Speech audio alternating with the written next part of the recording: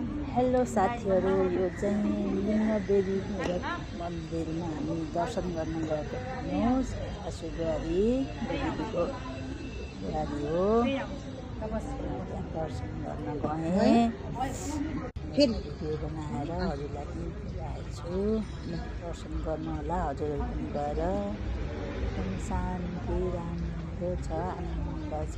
त्यहाँ गएर हजुरहरू पनि सबैजना दर्शन गर्नु होला। महादेव पुरा छ, त्यहाँ कुवा छ, सबै छ, राम्रो छ।